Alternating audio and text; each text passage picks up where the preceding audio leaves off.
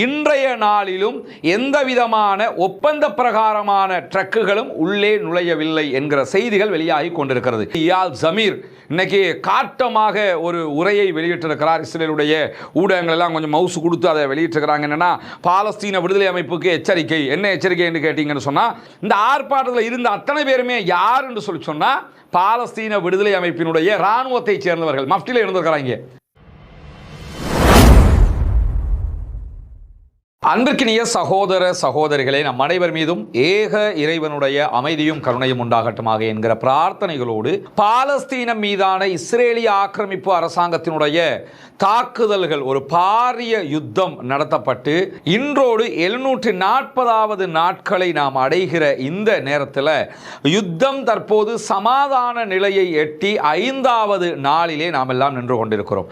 இன்றைக்கும் என்னவெல்லாம் நடக்கிறது காசாவுக்குள், காசாவையொட்டி பாலஸ்தீன பெருநிலப்பரப்புக்குள்ளும் என்னவெல்லாம் நடக்கிறது என்கிற செய்திகளை தான் நம்ம பார்க்க இருக்கிறோம். குறிப்பாக இன்றைய தினம் யுனிசெஃப் வெளியிட்டிருக்கக்கூடிய ஒரு அறிவிப்புல, காசாவில் இருக்கக்கூடிய இருந்த வீடுகள்ல 10ல் 9 வீடுகள் ஒட்டுமொத்தமாக அளிக்கப்பட்டிருக்கின்றன என்கிற செய்திகளை அதிர்ச்சிகரமாக அவர்கள் வெளியிட்டிருப்பதை நம்ம பார்க்க முடியும். காசாவில் இருந்த வீடுகள்ல 10 வீடுகள் இருந்தால் அதில் 9 வீடுகள் மொத்தமாக அளிக்கப்பட்டிருக்கிறது. எனவே காசாவினுடைய வாழ்வாதாரம் மிக முக்கியமான ஒரு கேள்வியை தாங்கி நிற்கிறது என்கிற நிலையை நம்ம இந்த சந்தர்ப்பத்தில் பார்க்கிற அதே நேரத்தில், நமக்கெல்லாம் தெரியும் தற்போது சமாதானம் எட்டப்பட்டு கொண்டிருக்கக்கூடிய இந்த தருணத்தில் 5 நாட்கள் ஆகிவிட்டது. 5 நாட்களுக்குள்ளாகவும் ஒப்பந்த பிரகாரம் சரியாக இருந்தால் திங்கள் கிழமை முதலாக ஒரு நாளைக்கு குறைந்தது 600 ட்ரக்குகள் உணவுகளையும் மருந்துகளையும் எடுத்துவிட்டு காசாவுக்குள்ள நுழைந்திருக்க வேண்டியிருக்கிறது. ஆனால் திங்கட்கிழமை 170க்கு உட்பட்ட ட்ரக்குகள் உள்ளே நுழைந்தது. அது UNRWA ட்ரக்குகள் கிடையாது. அந்த ட்ரக்குகள் எல்லாமே அங்கே இருக்கக்கூடிய பொதுவான அமைப்புகளுக்குரியது. அதே நேரத்தில் செவ்வாய்க்கிழமை 100க்குட்பட்ட சில ட்ரக்குகள் மாத்திரம் உள்ளே நுழைந்திருந்த நிலையில் இன்றைய நாளிலும் எந்த விதமான ஒப்பந்த பிரகாரமான ட்ரக்குகளும் உள்ளே நுழையவில்லை என்கிற செய்திகள் வெளியாகி கொண்டிருக்கிறது. அதற்கான காரணம் என்னன்னா, இந்த நிமிடம் வரைக்கும் ரஃபா பார்டரை இஸ்ரேலிய ஆக்கிரமிப்பு ராணுவம் திறக்கல. கரேம் அபு ஷலேம் பார்டர் திறக்கப்படாமல் இருக்கிறது. ஒரே ஒரு பார்டர் மாத்திரம் அவர்கள் திறந்து வைத்துக் கொண்டு அந்த வழியாகத்தான் சில வெஹிக்கிள்களை உள்ள விடுறாங்க என்கிற தகவல்களை தான் அங்கிருக்கக்கூடிய அல் ஜசீராவினுடைய பத்திரிகையாளர்கள் நேரடியாக சொல்லிக் கொண்டிருக்கக்கூடிய நேரத்தில், ரஃபா பார்டர் எப்ப திறக்கப்படும் என்பதை பற்றி பேசும்போது இஸ்ரேலிய ஆக்கிரமிப்பு அரசாங்கம் என்ன சொல்லுதுன்னா, விரைவில் திறப்பதற்கான ஏற்பாடுகளை செய்து கொண்டிருக்கிறோம் என்கிற பதிலை மாத்திரம்தான் சொல்கிறார்களே தவிர இதுவரைக்கும் அவர்கள் அதை திறக்கல, ஓபன் பண்ணல. பாலஸ்தீன விடுதலை அமைப்பு மத்தியஸ்தர்களிடம் உடனடியாக சமாதான உடன்படிக்கையை முறையாக பின்பற்றுமாறு இஸ்ரேலுக்கு நீங்கள் அறிவுறுத்த வேண்டும். காசாவினுடைய ரஃபா பார்டர் உள்ளிட்ட எல்லா பார்டர்களும் ஒப்பந்த பிரகாரம் திறக்கப்பட்டு உள்ளே தேவையான பொருட்கள் அனுமதிக்கப்பட வேண்டும் என்கிற கோரிக்கையை விடுத்திருக்கக்கூடிய சூழல்ல, இந்த ரஃபா பார்டர் உள்ளிட்ட பார்டர்களை திறக்காம இருக்கிறதுக்கு இஸ்ரேல் சொல்லி வருகிற காரணம் என்னன்னு கேட்டா, செத்து போன இஸ்ரேலுடைய பணைய கைதிகளுடைய உடல்களை பாலஸ்தீன விடுதலை அமைப்பு இன்னும் கொடுக்காமல் இருக்கிறது என்பதுதான். அதுக்கு ஏற்கனவே அவங்க பேச்சுவார்த்தையிலே பதில் சொல்லிட்டாங்க. உயிரோட இருக்கிறவங்க இப்ப இருக்கிறாங்க, உடனே உங்க கையில தந்துருவோம். ஆனா செத்து போனவங்களை பொறுத்தவரையில எங்கெங்க புதைச்சிருக்கிறோமோ அங்க இருந்து தான் அவர்களுடைய எச்சங்களை எடுத்து தர முடியும். குறிப்பாக புதைக்கப்பட்டிருக்கக்கூடிய இடங்கள் கூட இந்த யுத்தத்தினால் அழிக்கப்பட்டிருக்கிறது பல இடங்கள். எனவே அதையெல்லாம் தேடி எடுக்கிறதுக்கு காலம் தேவைப்படும் என்கிற நிலையில தான் அதை தேடுவதற்கு ஒரு பணிக்குழு துருக்கி, ஈஜிப்ட், கத்தார் அரசாங்கங்களுடைய துணையோடு அவற்றை தேடுவதற்கான ஏற்பாடுகள் நடத்தப்படும் என்பது பேச்சுவார்த்தையினுடைய ஒரு அங்கமாக விதியாக இருக்கிற போது 4 உடல்கள் கண்டெடுக்கப்பட்டிருந்தன. அவற்றை நேற்றைய இரவு, அதாவது செவ்வாய்க்கிழமை மிட் நைட் ஆகும்போது பாலஸ்தீன விடுதலை அமைப்பினர் செஞ்சிலுவை சங்கத்திடத்தில் ஒப்படைச்சிட்டாங்க. அவங்களும் கொண்டு போய் இஸ்ரேல் கையில் கொடுத்துட்டாங்க. இதை கொடுத்ததுக்கு அப்புறம் கூட இன்னும் ரஃபா பார்டரை திறக்காம இருக்கிறாங்க. ஆனால் விரைவில் திறப்போம் என்று சொல்லிக் கொண்டிருக்கிறார்கள். பார்த்து கொண்டிருக்கிறது அரபு நாடு முழுவதும். இதே நேரத்தில் மத்தியஸ்தர்களும் உடனடியாக இதை திறங்கன்னு சொல்றாங்களே தவிர அதற்கான வேறு விதமான எந்த முனைப்புகள் காட்டுகிறார்கள் என்பது கேள்விக்குறியாக இருக்கக்கூடிய சந்தர்ப்பத்தில் இஸ்ரேல் கையில் கொடுக்கப்பட்ட 4 பணைய கைதிகளுடைய உடல்கள் பாடிகளில் 3 இஸ்ரேலுடைய பணைய கைதிகள் தான் என்று முடிவெடுத்து விட்டதாகவும் இஸ்ரேல், அதில் ஒருவர் எங்களுக்கு தொடர்பில்லாதவர், எனவே அது பணைய கைதிகளுடைய உடல் இல்லை என்று சொல்லி இன்றைக்கு இஸ்ரேலிய ஆக்கிரமிப்பு அரசாங்கம் அறிவித்திருந்த நிலையில் பாலஸ்தீன விடுதலை அமைப்பினர் அதற்கு உடனடியாக பதிலளித்திருக்கிறார்கள். மே மாதம் 2024 ஜபாலியாவில் பாலஸ்தீன விடுதலை அமைப்புக்கும் இஸ்ரேலுக்கும் இடையில் நடைபெற்ற சண்டையில் கைது செய்யப்பட்ட இஸ்ரேலுடைய சோல்ஜர் ஒருவனின் உடல் தான் அது, எனவே அது பணைய கைதியின் உடல் தான் என்பதை உறுதிப்படுத்தியிருக்கிறார்கள். இந்த உடலை பொறுத்தவரையில் இது அந்த அக்டோபர் 7 இஸ்ரேலுக்கு உள்ள போய் தூக்கிக்கிட்டு வந்த அந்த பணைய கைதிகளில் செத்து போனவனுடைய உடல் கிடையாது. அதற்கு பிறகு 2024 மே மாதத்தில் வார் நடந்துகிட்டு இருக்கும்போது ஒரு ஃபைட்ல தான் இவனை கைது பண்ணியிருக்கிறாங்க. அந்த கைது பண்ணி வைக்கப்பட்டிருந்தவன் கொல்லப்படுகிறான் இஸ்ரேலுடைய பாம் பிளாஸ்டால. அதற்கு பிறகு அவன் புதைக்கப்பட்டிருந்தான், அவனுடைய உடலை தான் நாங்கள் எடுத்து தந்திருக்கிறோம், எனவே அது உங்களுடைய ஆளுடைய உடல் தான் என்பதை இன்றைக்கு அவர்கள் உறுதிப்படுத்தியிருக்கிறார். அதே நேரத்தில் இஸ்ரேலிய ஆக்கிரமிப்பு அரசாங்கத்தினுடைய தலைமை தளபதி இயால் ஜமீர் இன்னைக்கு காட்டமாக ஒரு உரையை வெளியிட்டிருக்கிறார். இஸ்ரேலுடைய ஊடகங்கள் எல்லாம் கொஞ்சம் மவுசு கொடுத்து அதை வெளியிட்டிருக்கிறாங்க. என்னன்னா, பாலஸ்தீன விடுதலை அமைப்புக்கு எச்சரிக்கை. என்ன எச்சரிக்கை என்று கேட்டீங்கன்னு சொன்னா, எங்களுடைய கைகள் அப்படி துடிச்சுக்கிட்டு இருக்கிறது, டேங்குகள், எங்களுடைய மெர்காவா டேங்குகளும் அல்லது போர் விமானத்தின் மேலையும் கையை வச்சுக்கிட்டு நாங்கள் சும்மா இருக்க மாட்டோம், எங்கள் கையெல்லாம் அப்படி துடிச்சுக்கிட்டு இருக்குது, எங்களுக்கு அச்சுறுத்த வந்தீங்கன்னு சொல்லிச்சுன்னா அதுக்கு தக்க பதிலடி தருவோம் அப்படின்னு சொல்லி அவர் பேசியிருக்கிறாரு. இது எப்படி இருக்குதுன்னு கேட்டால், இந்த யுத்தம் நடக்கும்போது எப்படியாவது யுத்தத்தை நிறுத்துன்னு போய் நெத்தனியாகிட்ட கெஞ்ச வேண்டியது. யுத்தம் நின்னதுக்கு பிறகு நாங்களாம் யார் தெரியுமா, அப்படி விட்டுற மாட்டோம் தெரியுமா அப்படின்னு சொல்லி வீம்பாக ஒன்றுக்கு உதவாத வீராப்பு பேச வேண்டியது. இவருடைய பேச்சு யுத்தம் செய்கிற நேரத்தில் பாலஸ்தீன விடுதலை அமைப்பை எதிர்கொள்ள முடியலை, யுத்தத்தில் ஜெயிக்க முடியலை, திரும்பவும் எங்கள் கைகள் சும்மா இருக்காது தெரியுமா, நாங்கள் வருவோம் தெரியுமான்னு சொல்லி ஒரு பில்டப் பேச்சாக பேசியிருக்கிறாரு. சில நேரங்களில் இந்த இஸ்ரேலில் வார அரசியல்வாதி எல்லாமே இராணுவத்திலிருந்து தான் பெரும்பாலும் வருவாங்க. அப்படியே வருகிற ஐடியாவில் சொல்கிறாரோ தெரியலை. அதே நேரத்தில் நெத்தனியாகு ட்ரம்பினுடைய இந்த 20 அம்ச சமாதான உடன்படிக்கை தொடர்பாக பேசியிருக்கிறார். இந்த 20 அம்ச திட்டத்தில் நாங்கள் ரொம்ப தெளிவாக இருக்கிறோம், நாங்கள் அதை செயல்படுத்துவதற்கு ஒப்புக்கொண்டு தான் இருக்கிறோம். கைதிகளை திருப்பி அனுப்புறது மட்டும் முக்கியம் இல்லை, பாலஸ்தீன விடுதலை அமைப்பு ஆயுதங்களை கீழே வைக்கணும். ஏன்னா பலஸ்டைன் போர்சஸ் ஆயுதங்களை கீழே வச்சு சரணடையலை என்று சொன்னால் இந்த ஆளுடைய பொலிட்டிக்கல் கேரியரே நாசமாக போயிடும். அதுக்காகத்தான் அந்த ஆள் திரும்ப திரும்ப அதை சொல்லிக்கிட்டு இருக்கிறாரு.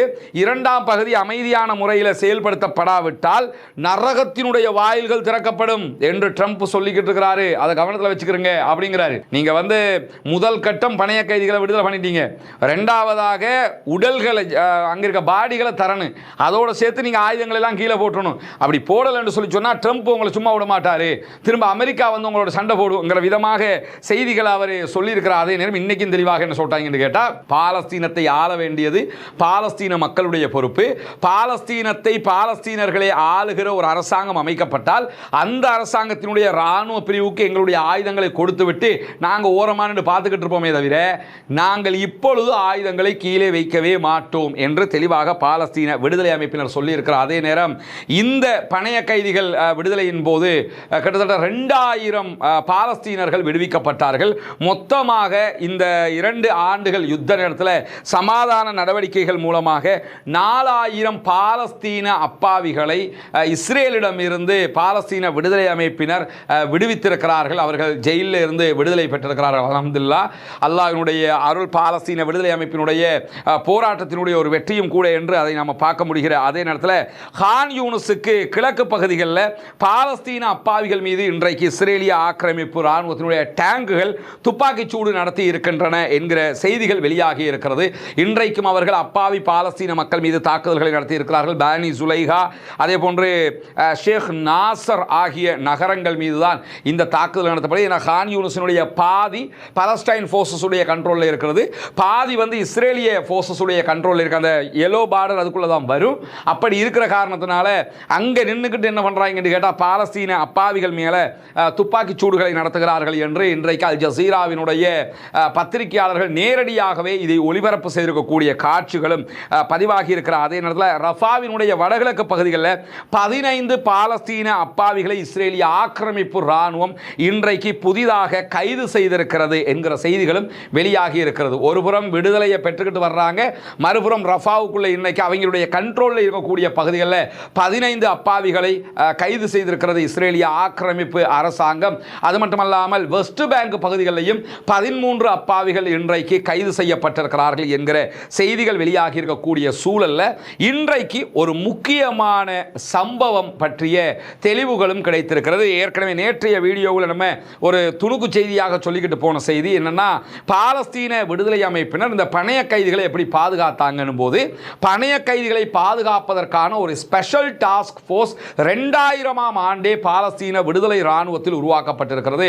பாலஸ்தீன விடுதலை இராணுவத்தினுடைய தளபதிகளில் முக்கியமானவராக திகழ்ந்த முகமது லைஃப் அவர்கள்தான் இந்த படைப்பிரிவை உருவாக்கி இருக்கிறார். அதாவது யாரையாவது பணைய கைதியாக பிடிச்சுக்கிட்டு வந்தா அந்த பணைய கைதிகளை பாதுகாப்பதற்கென்றே ஒரு படைப்பிரிவு நிறுவப்பட்டிருக்கிறது. அந்த படைப்பிரிவு முதல் தடவையாக 2006ஆம் ஆண்டு இஸ்ரேலுடைய ஒரு பணைய கைதி பிடிக்கப்பட்டு வந்த நேரத்தில் தான் இப்படி ஒரு படைப்பிரிவு இருக்கிறது என்பதை பாலஸ்தீன விடுதலை அமைப்பு உலகத்திற்கு சொல்லி இருந்தது. அதற்கு பிறகு இவர்களை பற்றிய எந்த செய்திகளுமே வராமல் இருந்த நிலையில் தற்போது இந்த பணைய கைதிகள் விடுதலையின் போது அவர்கள் வெளியே வந்திருக்கிறார்கள். நீங்கள் இந்த புகைப்படங்களில் பார்த்துருக்கலாம், தலையில் ஒரு ரவுண்டாக தொப்பி போட்டிருப்பாங்க, ஒரு கேப் ஒன்று போட்டிருப்பாங்க, முகம் மறைக்கப்பட்டிருக்கும், கையில் வெப்பனோடு இருப்பாங்க. இந்த இடத்துலையும் இந்த இடத்துலையும் பேட்ச் இருக்கும். இந்த ரெண்டு இடத்துலையும் பொதுவாக இந்த இடத்துல மட்டும்தான் பாலஸ்தீன விடுதலை அமைப்பினுடைய பேட்ச் இருக்கும், இதில் இங்கேயும் பேட்ச் இருக்கும். அப்படி மொத்தமாக கவர் பண்ணப்பட்ட ஒரு ஃபோர்ஸஸ் அவங்க. இந்த படைப்பிரிவு தான் எல்லா கஷ்டங்களின் போதும் அவர்களை பாதுகாத்திருக்கிறது. குறிப்பாக இந்த படைப்பிரிவில் பெண் சகோதரிகளும் இருக்கிறார்கள். அல் ஜசீரா வெளியிட்டிருக்கக்கூடிய வீடியோவில் அவங்களும் அதில் இருக்கக்கூடிய காட்சிகள் வெளியாகி இருக்கிறது. அவர்களுடைய முகம் மறைக்கப்பட்டிருக்கு. ஆனால் அல் ஜசீரா இவங்க பெண்கள் தான்ங்கிறத அதில் சுட்டிக்காட்டக்கூடிய காட்சிகளை நீங்கள் பார்க்க முடியும். இதற்கு முன்பதாக பணைய கைதிகள் விடுதலையின் போதும் பாலஸ்தீன விடுதலை அமைப்பினுடைய பெண் சோல்ஜர்ஸுகள் அந்த இடத்துல நின்ற காட்சிகள் எல்லாம் வெளியாகி இருந்தது. பாலஸ்தீனத்தினுடைய சகோதரிகள் ராணுவ வீராங்கனைகளாக செயல்பட்டு பாலஸ்தீன மண்ணுக்காக உழைத்துக் கொண்டிருக்கக்கூடிய நேரத்தில் மார்ச் மாதம் 25ஆம் தேதி 2025 காசாவில் ஒரு ஆர்ப்பாட்டம் நடைபெற்ற செய்திகளை பிபிசி உள்ளிட்ட சில ஊடகங்கள் எடுத்து காட்டிக்கிட்டு இருந்தாங்க. பாலஸ்தீன விடுதலை அமைப்புக்கு எதிரான ஆர்ப்பாட்டம் அப்படின்னு சொல்லி அப்ப நிறைய சகோதரர்கள் கேட்ட இடத்துல நம்ம பதில் வீடியோவும் பேசியிருந்தோம். பாலஸ்தீன விடுதலை அமைப்பை எதிர்ப்பதற்கு அங்கு யாரும் இல்லை, இது ஒரு சில பேர் அந்த இடத்துல இஸ்ரேலால் தூண்டப்பட்டு செய்யக்கூடிய காரியமாகத்தான் அங்கிருக்கக்கூடிய தகவல்கள் சொல்கிறது. குறிப்பாக அல் ஜசீரா அதைத்தான் சொல்லுகிறது என்கிற செய்திகளை அப்ப நம்ம அல் ஜசீராவை மேற்கோள் காட்டி சொல்லி இருந்தோம். ஆனால் உண்மையிலேயே அங்கு நடைபெற்ற ஆர்ப்பாட்டம் பற்றிய நிஜமான செய்திகளை தற்போது அல் ஜசீரா போட்டு உடைத்திருக்கிறது. அப்ப அல் ஜசீரா கூட அதை வேறு விதமாகத்தான் சொன்னாங்க.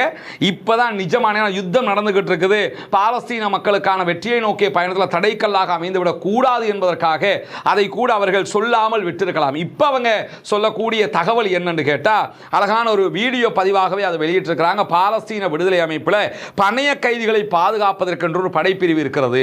இந்த தாக்குதல்கள் நடைபெற்று உச்சமாக நார்த் காசா பகுதிகளில் தாக்குதல்கள் நடைபெறும் போது நார்த் காசாவில் இருந்து சவுத் காசாவுக்கு அத்தனை பேரும் வெளியேறுங்கள் என்று சொல்லி இஸ்ரேலிய ஆக்கிரமிப்பு அரசாங்கம் துண்டுகளை போட்டுக் கொண்டிருக்கிறார்கள். தாக்குதல்களை நடத்தி கொண்டிருக்கும் போது இஸ்ரேலில் இருந்து பணைய கைதிகளாக பிடிக்கப்பட்டு வந்தவர்கள் நார்த் காசா வடக்கு காசா பகுதிகளில் இருந்தாங்க. பைத்துலாகியா, பைத் ஹனூன் இந்த மாதிரி பகுதிகளில் எல்லாம் இருந்தவங்களை வடக்கு காசாவிலிருந்து தெற்கு காசாவுக்கு சவுத் காசாவுக்கு அழைத்து வர வேண்டி இருந்தது. அப்ப அவங்க மக்களோட மக்களாக வைக்கப்பட்டிருக்கிறாங்க. அவங்களை எப்படி கூட்டிக்கிட்டு வர்றது?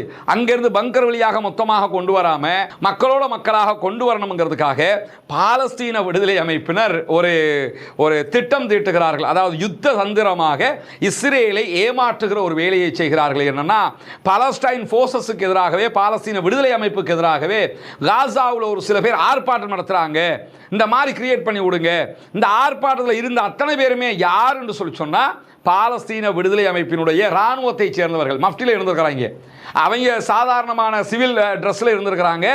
தேவையானவர்கள் ஆயுதங்களை அவ்வப்போது வைத்துக் கொண்டிருந்த தகவல்களும் வந்திருக்கிறது. இவங்க எல்லாரும் என்ன செய்யறாங்கன்னு கேட்டா, ஒரு ஆர்ப்பாட்டம், பாலஸ்தீன விடுதலை அமைப்புக்கு எதிரான ஆர்ப்பாட்டம், யுத்தத்தை நிறுத்துங்க, சண்டை எடுத்துங்கிற மாதிரி ஒரு கிரியேட் பண்ணி அந்த ஆர்ப்பாட்டத்துக்கு உள்ளே என்ன பண்றாங்கன்னா, மக்களோடு மக்களாக இந்த பணைய கைதிகளை உள்ளே கொண்டு வருகிறார்கள். கொண்டு வந்து அவங்களை நடக்க வச்சுக்கிட்டு அவங்களையும் தூக்கிக்கிட்டு இந்த மாதிரி என்ன பண்றாங்கன்னு கேட்டா, நார்த் காசாவிலிருந்து சவுத் காசாவுக்கு வராங்க. இந்த பணைய கைதிகளை சுற்றி இருந்த அத்தனை பேருமே பாலஸ்தீன விடுதலை அமைப்பினுடைய இராணுவத்தை சேர்ந்தவர்கள். ஆனால் பார்க்கறதுக்கு பொதுமக்கள் மாதிரியே இருக்கிறாங்க. இதில் பியூட்டி என்னன்னு கேட்டால், அவங்க நடந்து வரும்போது அவங்களுக்கு மேலே இஸ்ரேலிய ஆக்கிரமிப்பு இராணுவத்தினுடைய ட்ரோன் வந்து கண்காணிச்சுக்கிட்டு இருக்குது. யார் யார் போகிறா, இடையில பலஸ்டைன் ஃபோர்ஸஸ் இருக்கிறானா இல்லையா என்று கண்காணிச்சுக்கிட்டு வந்திருக்கிறான் கிறுக்கு பயலுவை. ஆனால் மொத்தத்தில் இருந்ததே பலஸ்டைன் ஃபோர்ஸஸ் தான். மஃப்டியில் இருந்திருக்கிறாங்க. அங்கே இருந்து ஆர்ப்பாட்டம் நடத்துகிற மாதிரி நடத்தி நார்த் காசாவிலிருந்து சவுத் காசாவுக்கு நடையோடு நடையாக கொண்டு வந்து பணைய கைதிகளை சேர்த்து விட்டார்கள். இந்த போராட்டத்தில் பாலஸ்தீன விடுதலை அமைப்புக்கு எதிராக எழுப்பப்பட்ட கோஷங்களை தான் இஸ்ரேலுக்கு ஆதரவாக பலஸ்டைனுக்கு எதிராக பாலஸ்தீன பொதுமக்களை வீதிக்கு இறங்கி விட்டார்கள். ஊடகங்கள் எல்லாம் போட்டிருந்த நேரத்தில் தற்போது விடுவிக்கப்பட்டிருக்கக்கூடிய இஸ்ரேலுடைய பணைய கைதிகளில் ஒருவர் வந்த நேரத்தில் விடுதலையாகி வந்ததுக்கு பிறகு இஸ்ரேலுடைய ஊடகங்களுக்கு கொடுத்துருக்கக்கூடிய பேட்டியில் என்ன சொல்கிறாருன்னு கேட்டால், நாங்கள் பைத்துலாகியாவில் பைத் ஹனூனில் எல்லாம் இருந்தோம், வடக்குலேருந்து தெற்குக்கு வரணும். அப்போ பலஸ்டைன் ஃபோர்ஸஸ் என்ன பண்ணாங்கன்னா, இப்படி ஒரு ஆர்ப்பாட்டத்தை கிரியேட் பண்ணாங்க. நம்ம ஊடகங்கள் எல்லாம் சேர்ந்து பாலஸ்தீனத்துக்குள்ளே பாலஸ்தீன விடுதலை அமைப்புக்கு எதிரான ஆர்ப்பாட்டம் இந்த மாதிரி பெரிய செய்தியெல்லாம் போட்டிய உண்மையிலேயே ஆர்ப்பாட்டத்தை நடத்தினதே அவங்க தான். அவங்களுக்கு எதிராக அங்கே யாருமே ஆர்ப்பாட்டம் நடத்துறதுக்கு கிடையாது. எல்லோருமே அவங்களுடைய ஆதரவாளர்களாக தான் பொதுமக்கள் இருக்கிறார்கள். எங்களை அங்கேருந்து இங்கே அழைச்சிக்கிட்டு வர்றதுக்காக செஞ்சாங்க. எங்களுக்கு மேலே ட்ரோன் பறந்துக்கிட்டு இருக்குது. ஆனாலும் எங்களுடைய ட்ரோன்கள் கூட நாங்கள் பணைய கைதிகள் என்பதை கண்டறியவில்லை. மக்களோட மக்களாக எங்களை அவங்க கூட்டிக்கிட்டு தெற்கு காசாவுக்கு வந்து சேர்ந்துட்டாங்க. நம்முடைய ராணுவத்தினுடைய லட்சணம் எப்படி இருக்கு தெரியுமாங்கிறத ரொம்ப சூப்பராக இஸ்ரேலிய ஆக்கிரமிப்பு ராணுவத்தினுடைய லட்சணத்தை எடுத்து காட்டிட்டாரு அந்த பணைய கைதியாக இருந்தவர் என்கிற செய்திகள் இன்றைக்கு பதிவு செய்யப்பட்டது. குறிப்பாக இந்த விடுதலையின் போது நீங்க பார்த்திருக்கலாம், பாலஸ்தீன விடுதலை அமைப்பை சேர்ந்தவர்கள் இஸ்ரேலிய பணைய கைதிகள் தங்களுடைய உறவுகளோடு பேசணும் என்று சொல்லி நம்பரை கொடுத்து முடிய வாட்ஸ்அப்பில் வீடியோ கால் எடுத்து பேச வைப்பாங்க. அந்த வீடியோக்கள் எல்லாம் தற்போது வைரலாக பரவி வருது. பாலஸ்தீன விடுதலை அமைப்பை சேர்ந்தவங்களையும் அவங்க காட்டுவாங்க. இந்த கூட இந்த பாருங்க பலஸ்டைன் ஃபோர்ஸஸ் நிற்கிறாங்க, அவங்க தான் எங்களுக்கு கால் எடுத்திருந்தாங்க அவங்களோட பேச சொல்லி, நாங்கள் பேசுகிறோம் எல்லாம் பேசுவாங்க. இவ்வளவு தன்மைகளோடு அவர்கள் நடந்திருக்கிறார்கள் என்கிற செய்திகளும் இடம்பெற்றிருக்கக்கூடிய நேரத்தில் தான் இப்படியான ஒரு படைப்பிரிவே பாலஸ்தீன விடுதலை அமைப்பினர் உருவாக்கி வைத்திருக்கிறார்கள் என்பது தற்போதும் வெட்ட வெளிச்சமாகி இருக்கிறது. அவருடைய படைப்பிரிவின் பலம் எப்படிப்பட்டது என்பதை இதில் இருந்து உலகத்திற்கு அவர்கள் காட்டியிருக்கிற அதே நேரத்தில் இன்றைக்கு அமெரிக்க அதிபர் டொனால்ட் ட்ரம்ப் இடத்துல ஒரு முக்கியமான கேள்வி முன்வைக்கப்பட்டிருந்த நேரத்தில், அதாவது பாலஸ்தீனத்துக்குள்ள சில குழுக்கள் தாக்குதல்கள் நடத்துவதாக, அதற்கு எதிராக பலஸ்டைன் ஃபோர்ஸஸ் அவங்கள தாக்குறாங்க, அவங்கள கொல்றாங்களே, இதெல்லாம் சரிப்பட்டு வருமா, இதெல்லாம் நல்லதா என்று சொல்லி கேட்கப்பட்ட நேரத்தில் அமெரிக்க அதிபர் டொனால்ட் ட்ரம்ப் ரொம்ப தெளிவாக என்ன சொல்லிட்டாருன்னா, பாலஸ்தீன விடுதலை அமைப்பினர் அங்க இருக்கக்கூடிய சில பேருக்கு எதிராக தாக்குதல்கள் நடத்துவதை நானும் அறிந்திருக்கிறேன். அங்க 2 குழுக்கள் இருக்கிறாங்க, ரொம்ப மோசமான குழுக்கள். பாலஸ்தீன விடுதலை அமைப்பினர் அந்த குறிப்பிட்ட 2 குரூப்புக்கு எதிராக இந்த மாதிரியான நடவடிக்கைகள், மரண தண்டனை போன்ற நடவடிக்கைகளை எடுப்பது சரியானதுதான், நாங்களும் பல நாடுகள் இப்படியெல்லாம் எடுத்து தான் இருக்கிறோம் என்கிற செய்திகளை இன்றைக்கு வெளிப்படையாகவே அமெரிக்க அதிபர் டொனால்ட் ட்ரம்ப் பதிய வச்சிட்டார். அதாவது காசாவுக்குள்ளே இருக்கிற காசாவினுடைய தேச துரோகிகளாக இருக்க யாசர் அபு ஷபாபினுடைய படைப்பிரிவு இருக்குதா இல்லையா, இந்த படைப்பிரிவுக்கு எதிராக அமெரிக்க அதிபர் மிக தெளிவாக அவர்கள் இருக்கக்கூடாது, அவர்களுக்கு எதிராக பாலஸ்தீன விடுதலை அமைப்பினர் நடத்துகிற தாக்குதல்கள் சரியானதான் என்று சொல்றார். அந்த யாசர் அபு ஷபாபினுடைய படையை உருவாக்கினதே இஸ்ரேல் தான். தெரிஞ்சுக்கிட்டே தான் இந்த கருத்துக்களை அவர் சொல்லி இருக்கிறது மட்டுமல்லாம ஆச்சரியம் என்னன்னு கேட்டா, யாசர் அபு ஷபாபினுடைய தேச துரோகிகளுக்கு எதிராக பாலஸ்தீன விடுதலை அமைப்பு ஆக்ஷன் எடுக்கிறாங்க, அட்டாக் பண்றாங்க, அவங்களை அரெஸ்ட் பண்றாங்க, சரணடைய சொல்லியிருக்கிறாங்க, பொது மன்னிப்பு தரதா சொல்லியிருக்கிறாங்க, மீறுகிறவர்களுக்கு மரண தண்டனை தான் அறிவிச்சிருக்கிறாங்க. இவங்களுக்கு எதிராக தாக்குதல் நடத்துறது மனித உரிமை மீறல், நீங்க எப்படி அதை பண்ணலாம் என்று சொல்லி அமெரிக்க அதிபர் கேட்பாருன்னு நினைச்சா, அமெரிக்க அதிபர் அவங்க செய்யறது சரிதான், அவங்களை கண்ட்ரோல் பண்ண தானே வேணும் யாராவது, அதான் அவங்க பண்ணிக்கிட்டு இருக்கிறாங்கன்னு தெளிவாக சொல்லிட்டாரு. ஆனால் பலஸ்டைன் அத்தாரிட்டியினுடைய தலைவராக இருக்கிற மஹமூது அப்பாஸ் விடுத்திருக்கக்கூடிய அறிவிப்பில் இது மனித உரிமை மீறல், யாசர் அபு ஷபாபினுடைய படையை வந்து அப்படி பண்ணக்கூடாது, அதை செய்கிறதுக்கு இவங்களுக்கு என்ன அதிகாரம் இருக்குது என்று சொல்லி காட்டமான ஒரு அறிவிப்பை அமெரிக்க அதிபர் வெளியிட வேண்டிய அறிவிப்பை இந்த ஆள் வெளியிட்டிருக்காரு, இந்த ஆள் வெளியிட வேண்டிய அறிவிப்பை அமெரிக்க அதிபர் வெளியிட்டிருக்கிறாருங்கிறது தான் ஆச்சரியமானதாக இருக்கிறது. இவங்கெல்லாம் யார் என்கிறத புரிந்து கொள்வதற்கான ஒரு வாய்ப்பாகவே அல்லாஹு தாலா இதையெல்லாம் எடுத்து காட்டுகிறான். இவர்களால் பாலஸ்தீனத்திற்கு எந்த நலவுமே கிடையாது. பாலஸ்தீன அத்தாரிட்டி என்கிற பெயரில் இருந்துகிட்டு சுகபோகங்களை அனுபவித்துக் கொண்டிருக்கிறார்கள். அந்த வேலையை தான் இவங்க பண்றாங்க. அதற்கு என்ன, இந்த யாசர் அபு ஷபாபினுடைய உருவாக்கத்தில் மஹமூத் அப்பாஸுக்கு நேரடி பங்கு இருக்கிறது என்பதையெல்லாம் நம்ம ஏற்கனவே நம்ம வீடியோக்களில் சொல்லியிருக்கிறோம். அந்த அடிப்படையில் தான் அவர் தற்போதும் யாசர் அபு ஷபாபினுடைய குழுவுக்கு ஆதரவாக பேசியிருக்கிறார் என்கிற செய்திகளும் வெளியாகி இருக்கிறது. பொறுத்திருந்து பார்ப்போம் அடுத்தடுத்த நிகழ்வுகள் எப்படியெல்லாம் நடக்கப் போகிறது என்பதை. பாலஸ்தீனம் வெற்றி பெற வேண்டும், பாலஸ்தீனம் சுதந்திரம் அடைய வேண்டும், பாலஸ்தீன மக்களும் நம்மை போன்று நிம்மதியானவர்களாக மாற வேண்டும், வாழ வேண்டும் என்கிற உயரிய பிரார்த்தனைகளோடு